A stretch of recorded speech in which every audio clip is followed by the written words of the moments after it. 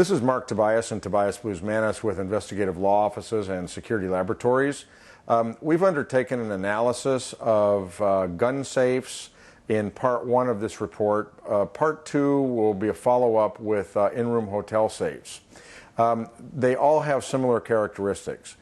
We've looked at several different brands of gun safes that are extremely popular. We went out and purchased about 10 different samples from Amazon.com and Cabela's, both in the store and online, to evaluate in our lab for their design deficiencies, defects, and insecurity.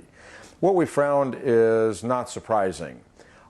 All the safes that you see in the background here we've tested, every one of them can be opened, and they can be opened fairly rapidly, and most of them by children.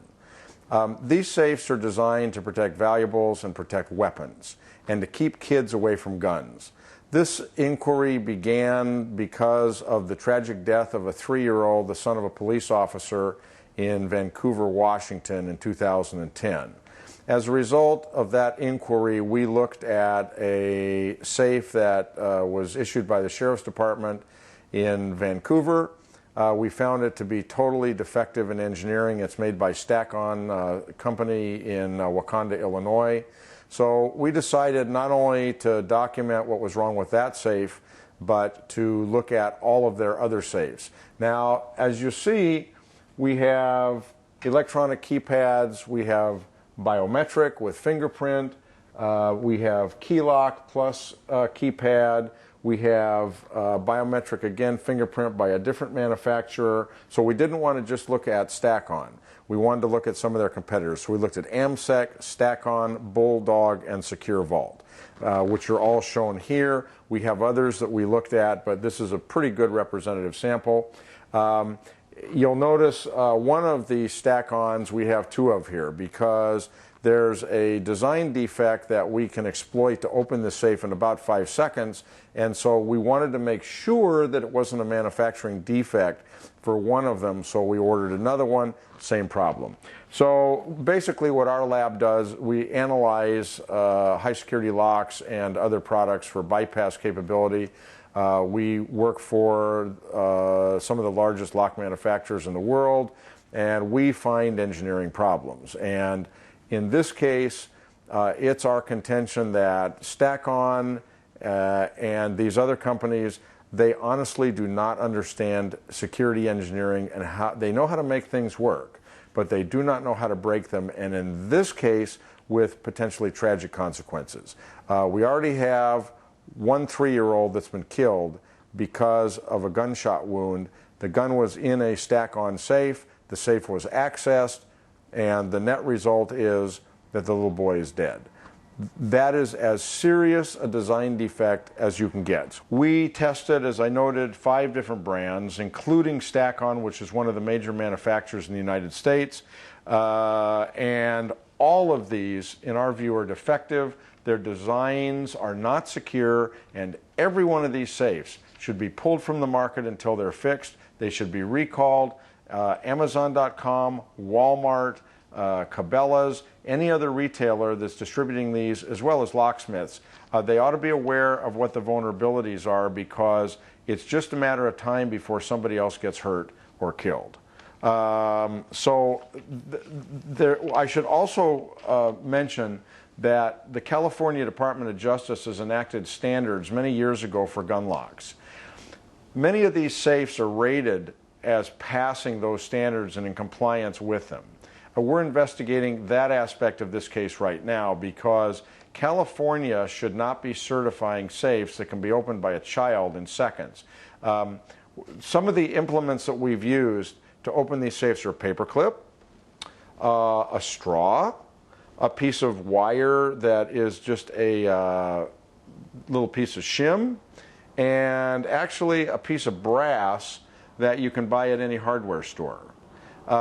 This is particularly a problem because the most secure Stack-On safe that they make is a very clever motor-driven locking mechanism controlled by a keypad or a bypass key. This piece of brass will open that in about 3 seconds. we don't consider that as being secure. So what you need to understand is that all of these safes can be opened with, there's no audit trail. You'll never know they were opened. And this can be a real problem, especially for parents, because kids can access these, they can play with guns, they can get the contents out of the safe, they can put it back, you'll never know it. So we view this as a real problem. There's no trace.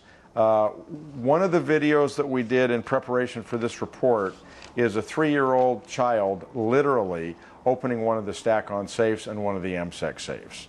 And this is because of a design defect in many of these mechanisms. They've been copied by the Chinese, and we might note most of these safes are manufactured in China.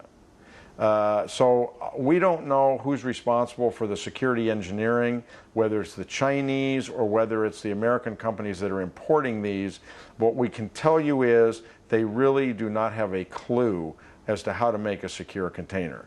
Some of these have an internal reset switch, which we actually exposed in 2010 with one of the MSEC models. There's the DL4000. These reset switches, many of which can be accessed directly, and again, on these containers here, they have reset switches. We were able to access them. So it is a real problem. Gun safes are designed to keep guns away from kids so that they cannot access them.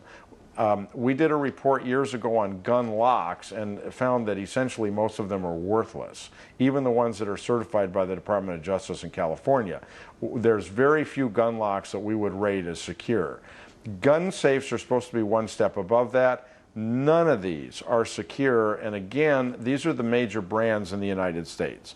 So we're going to talk about very briefly on each safe the design failures. The representations by all these manufacturers is they're secure. The minute they put a picture of a gun on the packaging that shows you can put that gun in the safe and lock it up safely, there's a problem because it's not true. Now, maybe the manufacturers don't know how to open up their own safes, which we found to be a major problem in the lock and safe industry. But when you start talking about weapons, it's a whole different venue. And again, in this case, manufacturing defects can kill you. And so all of these safes have design failures. We believe they can essentially all be opened by kids, and they should not carry DOJ certification. So we're going to go through and look at the mechanism, the container, and the locks. And as I said, stack-on was our prime focus because of the investigation that we became involved in, but we looked at other safes, not only to see what the state of the industry was, but to be fair. So we're going to go through now and talk about each safe and show in rapid fire how to open them. The first demonstration will be a stack-on PC 650. It's a portable security case with an electronic lock, and the interesting thing is it notes that it meets TSA airline firearms guidelines. We're going to show how to open this. This is obviously a personal safe. Toby, let's describe this and open it. Well, this is a small gun safe. It's only 3 buttons, key override on the front. It's a dual side key. I got a combination, the center button 4 times. Inside is a slot so you can put a cable so you cannot remove the box. The reset to get the combination, set the combination, and the batteries are inside here. We just have to remove those 3 nuts, remove, and we have the battery pack inside. Okay, it's very simple, and we got a couple of ways to very easy or fast open this safe. Okay, let's do it. First of all, let's talk about the access to the buttons and the removable rubber cover. Okay, let's show exactly how this mechanism works. It has a hook, so that hook gets into a little latch that either can be actuated by the motor or by the key. Okay. The first deficiency that we saw on this safe is this rubber on top of the safe can be lifted and removed. You can see you can hear the. Okay. So actually, let's just take it off. And we can see the 3 buttons. So from the top of the center button, we can just put a modified pick, a hook, it can be a wire. We just insert that through that and move the latch mechanism and open the safe. I can hear the. That's it.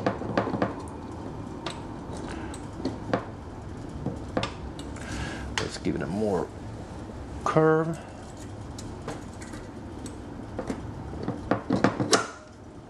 And it's open. Okay, what we're doing is going through the latch and the mechanism that blocks that, which is moving, which is right here.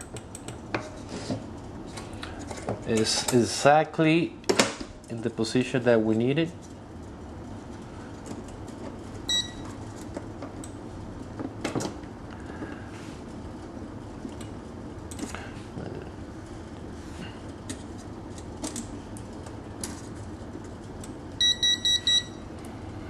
Just press the buttons, but that's all we need. Right. The manufacturer left an easy access to move the latching mechanism in order to open the safe. Okay, now let's talk about access to the reset button. Okay. Yeah, this is something that we see in this safe and many other safes like these ones, that the reset button is just inside the safe, supposedly protected inside the safe. Okay, we're gonna access that button with very simple tools. We're just gonna use a screwdriver to just pry it open a little bit.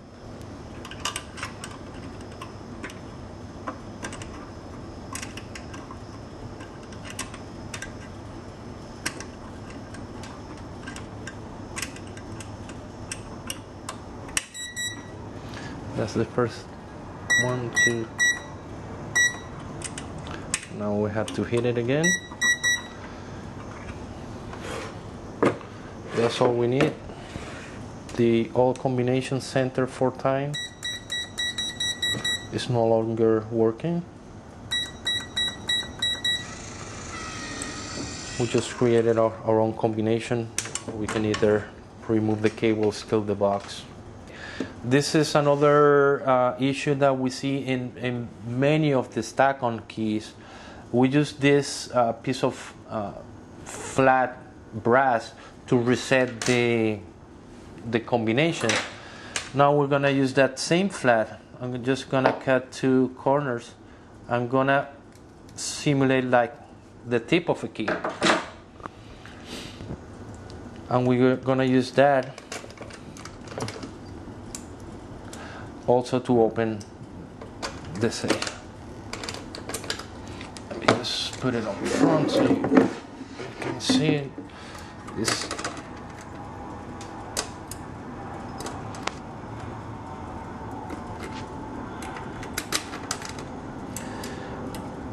This is what we call reverse picking, and we have seen a lot of examples of this. And the lock is open. Basically, we're withdrawing the straight piece of metal and catching each of the wafers at shear line, and it's a trivial issue to open it. This next demonstration is the Stack-On PDS-500. The packaging from Stack-On says it's a high-security Strongbox drawer safe. Keep your valuables secure. There's a picture of valuables, including a automatic weapon. It also represents on the side of the packaging This is a California DOJ approved firearm safety device that meets the requirements of California Penal Code section 12088 and the regulations and issued thereafter. So the state of California is saying that this box is secure. It is not. There's two ways we're going to show you how to get into it at least. One is chipping a little piece of plastic away from the corner and directly accessing the unlocking mechanism. The other, which is even more of concern, is bypassing the little wafer lock. We'll show you the forced entry bypass first. Toby? We did this with a regular knife from my kitchen. I got a hole here also. This is just a screwdriver. You see, this is... It's very cheap plastic.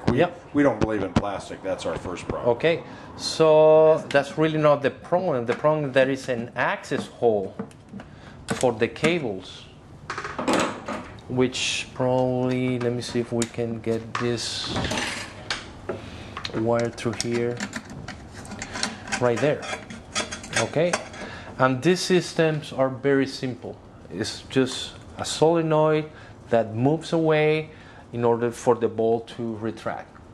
Yeah, this is a very common design characteristic, especially among the Chinese safes. So if we can open that hole bigger, let me get, we just have to find that solenoid and the safe is open. And actually, let's open this safe so we can see what we're talking about.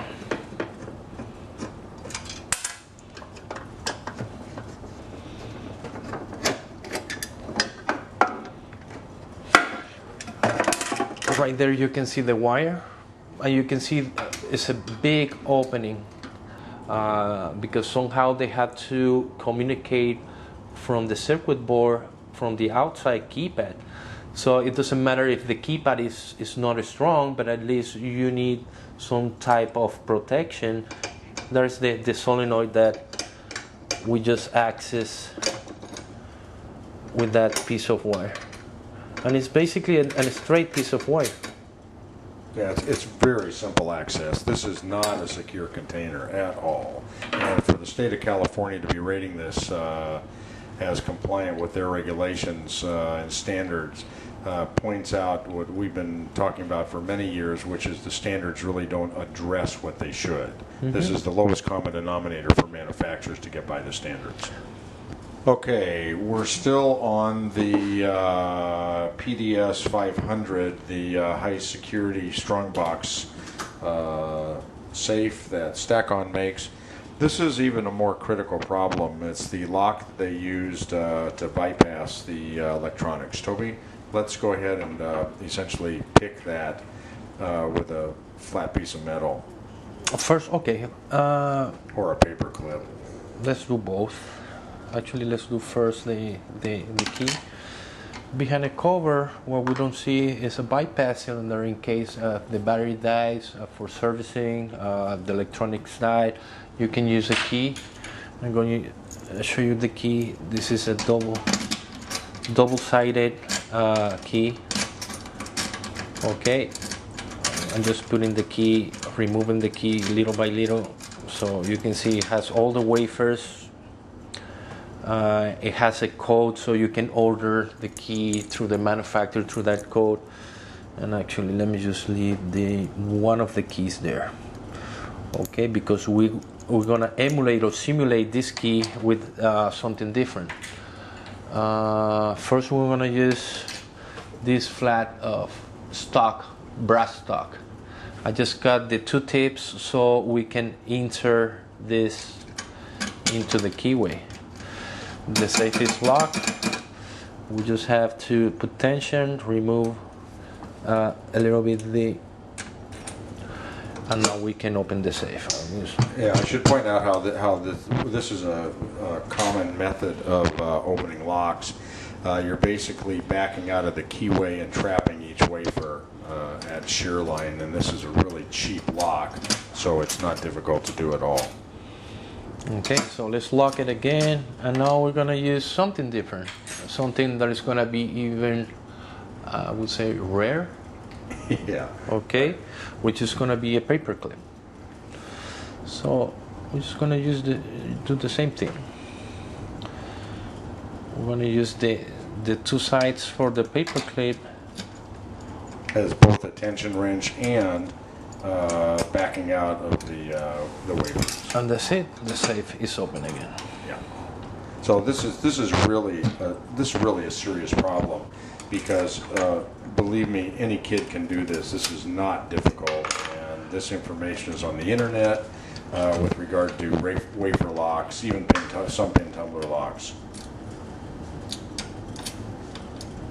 Right there. Yep.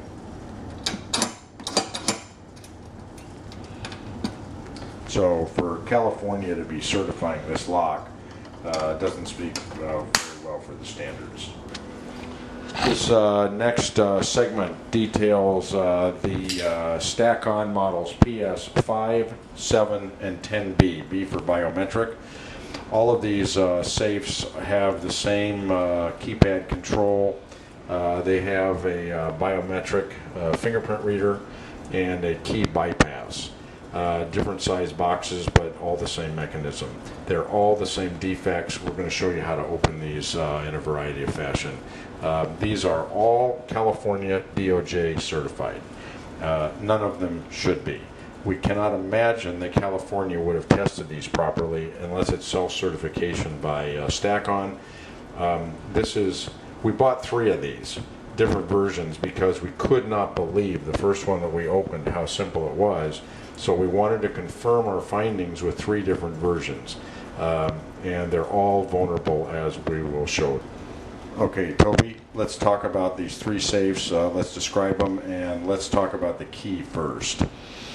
Okay, we have these 3 safes, and what they have in common, they have a bypass key. All these keys are different. These keys, they're different between them. Okay, so it means this will not open this one will not open this one, and none of this key will open that one. Okay, so that is okay until we can use a paper clip in order to bypass those. And it's very simple. Just put in the paper clip, give it a little torque, remove it. This safe is open. Just like we showed on another segment. Mm-hmm. It's obviously the same lock. It is the same lock. They use the same lock mechanism for their different models. There's some very few variations, but this is what really concerns us. You rely on your biometrics. This is what really, or in the case of this one, we just make from a piece of flat, we just made the key for that one. Yeah.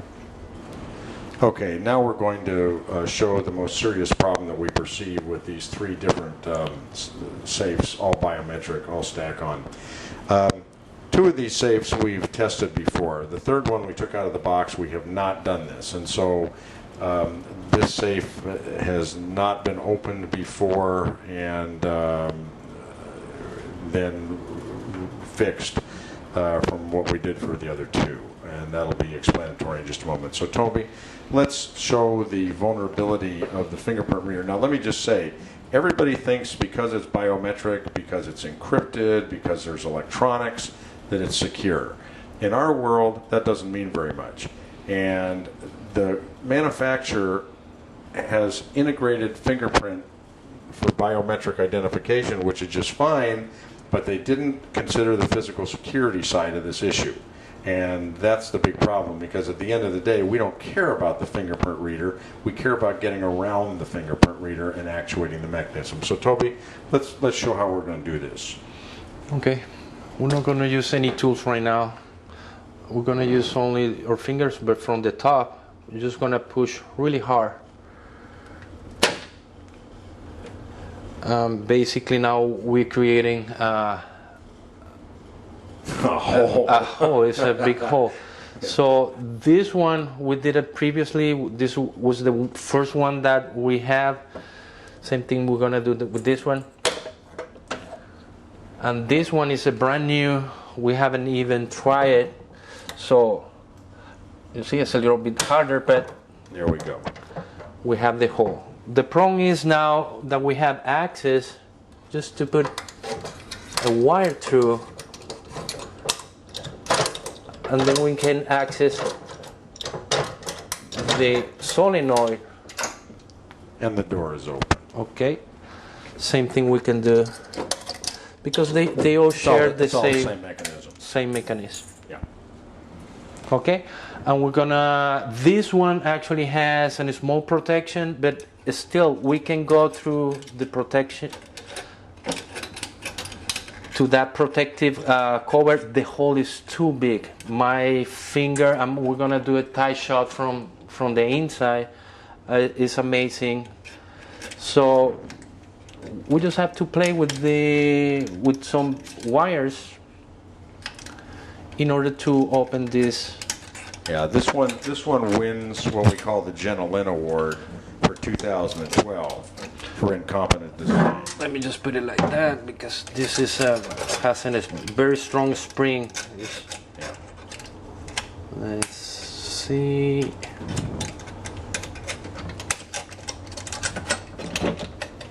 And the safe is open, same problem. Okay, now we've set up for a macro shot on the back of one of these biometric containers. Toby, and we've put the fingerprint reader back in its normal state, locked in, as you can see. This is the fingerprint reader. We have our solenoid, our key bypass, and our bolt work. So what we did previously was using our finger to push that reader outside their housing. So now we have a very, very big opening in which we can stick a wire and access. Yeah, and you can see the pin going down, and that controls the bolt work on basically all of these safes. Mm-hmm. It's just a little solenoid pin. It's the same one that we vibrated with the stack-on safe involved in the death of the 3-year-old child.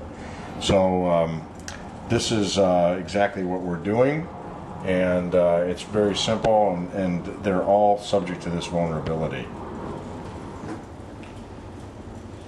This next demonstration is the QAS 1200B. It's also a biometric. It's called aptly a quick access safe with biometric lock. This is another failure of engineering. This is a little better designed, however. It's got a Chicago lock, which is a lot better than the other safes that we've looked at. It's a little tougher to open. And this has got a fingerprint reader, much like all the laptops use. This is, again, on the packaging, approved by California DOJ firearm safety device. So, again, the state of California is telling the consumer that this is secure. Perhaps the state of California might want to re-examine their standards. Okay, this is how we're going to open the safe. You see this cover, same as the first one that we did. It's just glued in. This is our fingerprint reader. Okay, and it's mounted in 2 plastic posts. Okay, the problem with those is in order for them to mount that, they glue those and it has a hole. So I can use a small screwdriver and pop that little spacer that they use. After that, through that hole, I can see the locking mechanism. So we just have to go through that hole, and the safe is open. we can just put back everything together. We can put the pose, So you'll never know when you were into it. our fingerprint reader. We can put our cover. Okay, and actually what we can do also is press the button and enroll our own finger. So we don't have to go through this process again. That's it. This safe is, how we say, done. Done, yes. This next demonstration is the QAS 710 Strongbox Quick Access Drawer Safe. Again, very true statement. This is one of the poorer designs that we've seen. It's got a clever latching mechanism. This is a motor drive. There's supposed to be a protective mechanism to keep this from being tampered with, but it doesn't. It's key access or keypad, and we're going to show you a couple different ways to open this. This again is not a secure container. There's a picture with a weapon inside of it, which means that the manufacturer is representing that it is secure to contain guns. Toby, let's do it. This one, we're really concerned about the latching mechanism. In this specific one, we just remove the back cover to show a little bit on the inside, but it won't affect the security of the, well, if we try to open it from the back, yeah. Let's just do the first one. Let's just press the code.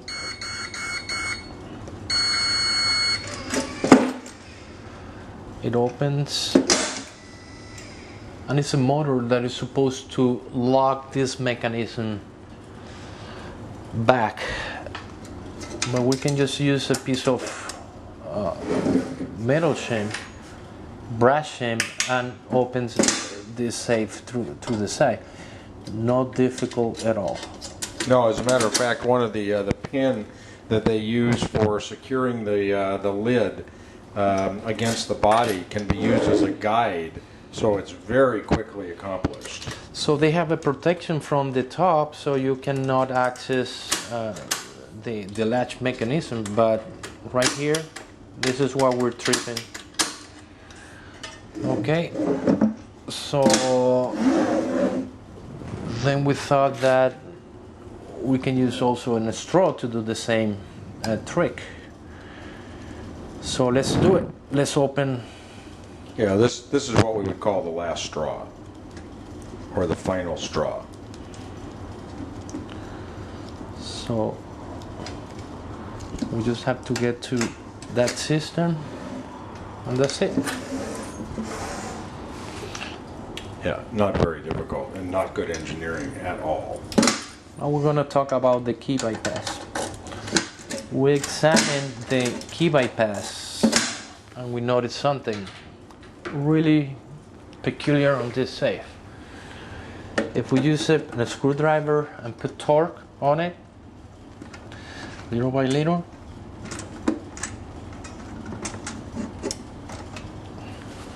that safe is open. Now we can use the same screwdriver to go back.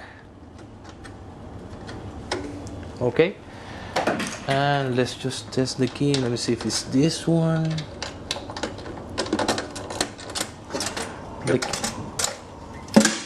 The key still works. Another thing that we notice on this safe is on the LEDs.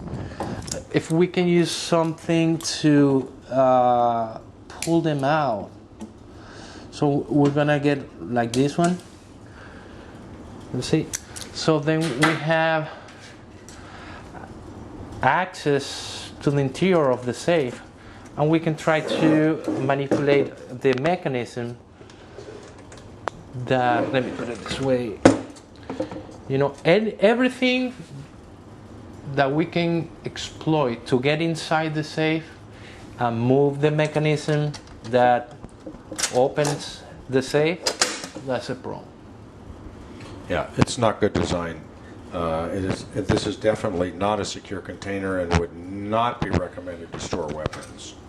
Okay, another issue that we found on this one was, in order to change, let me open the safe, we have a micro switch here at the back of the door. So let me just open it with the combination. Okay, let's change that combination to 111. So we have a button here. So we have to wake up press this button, 1 pound, and now we have changed the combination. Okay, what the manufacturer did is, and I'm gonna do it just by turning the safe. If we press the pound, we try to press the button, we don't get into the combination change, because there is the switch that tells us the door is locked. So you need the door open in order to reset that combination. Now that's another issue, because we can just see the micro switch right there. So if you use a piece of wire, you can just lift that micro switch. And actually, let me get close. I think you're gonna hear the... Okay, now in that position, there is also no protection to get into the reset button. As you can see here, we just have to bend a piece of metal, get into the door, and access that switch. So now we can set our own combination. We just have, it's a little bit, we have to follow some more steps, but it's still, it can be done. This is the second one. This is the first one that we bought. Basically same problems with the shim and the use of torquing open the cylinder. So that's why we decided to get the second one, just to confirm that we can really do that. And again, the key, this is the key for this one. It still works after we have done this trick with the cylinder a couple of times. This next video is a competitive product to stack on, but it also represents the insecurity in this sector of the industry. There's 4 buttons, you push the combination, or it's got a key bypass. Toby, let's open it. Just open it, okay. Let's open it with the combination first. When we talk about holes, we don't like holes that we can get access inside the safe. Right there we can access the reset button in order to set a new combination. As you can see, the green light. So we don't like anything that we can access through these holes. Let's open this safe in a different way. Okay, you just lock it. Okay. Usually this manufacturer copies their design, and they copy also their problems. And let's just remove from this safe.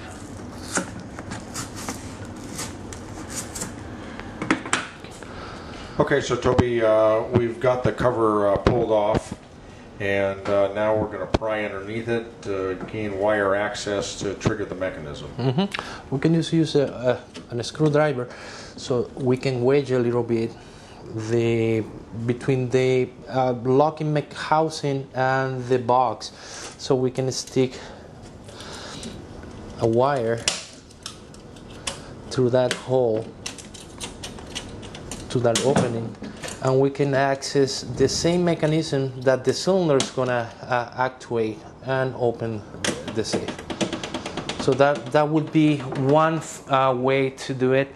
This is not a bad design, but again, if you give me access, fast access, to the safe, remember, once we put this cover again, nobody will notice that we gained access to that safe. There's no forensic indication at all.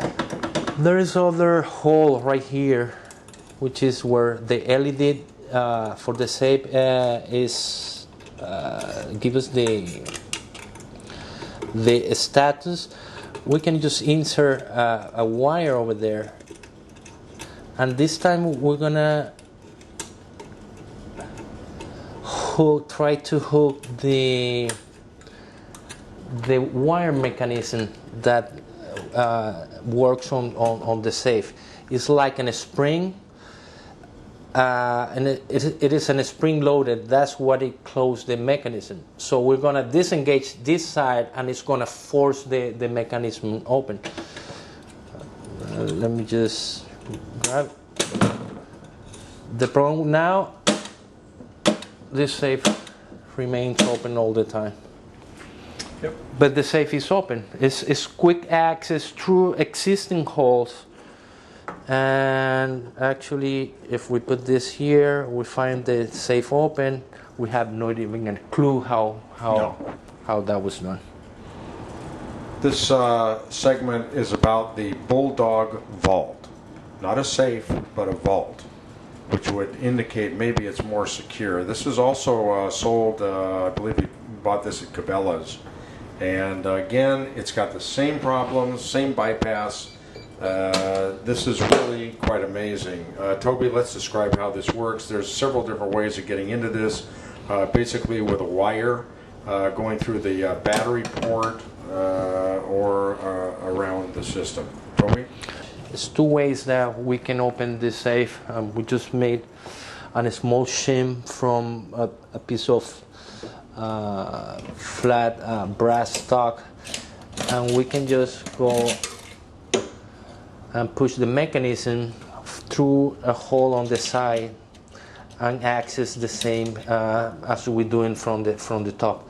So this one is one way to do it, and the other one is to do it like a wire from the cloth hanger. And one of the problems here is let's see if you can see the sparks.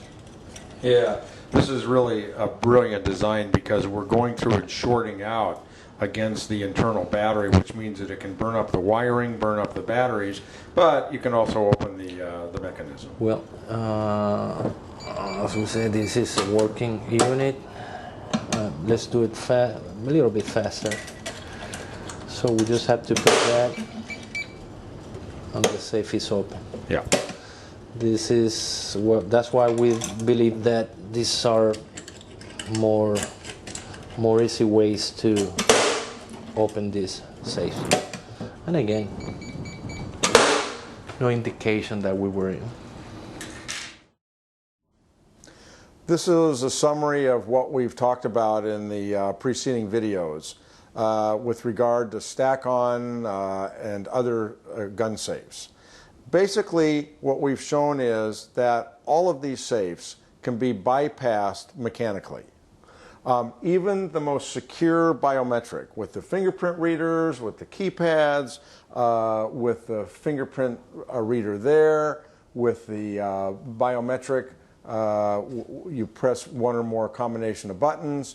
Okay, every one of these is defective. Every single one of these safes have common characteristics that the manufacturers do not understand. The primary rule is the key never unlocks the lock. That's the first thing we teach design engineers. And it's really applicable in the design of all of these safes.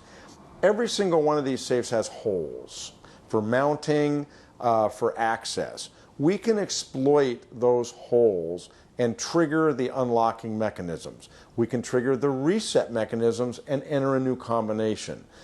There's a variety of simple ways to open these safes, and kids can open these safes. This does not take a rocket scientist to figure this out. We've done it as we've shown you with straws, with wires, with shims. The bottom line is all of these safes, a screwdriver as well, a screwdriver, vice grips, scissors, it's not a problem. These are all common tools as defined in the California Department of Justice standards, by the way. So as we've shown, all of these safes, in our view, are defectively designed with potentially catastrophic results. So we would urge the manufacturers to recall these safes, to take them off the market, and we would urge all the retailers, and we will be talking to the major retailers. These safes are not secure. They should not be sold as represented until they are fixed. And all of the safes that are out there, first of all, there should be a Consumer Product Safety Commission recall, because this is putting the public at risk. This has been Mark Tobias and Tobias Blues Manis with investigative law offices and security labs with this report. And we hope that it's been educational, especially for law enforcement and security professionals.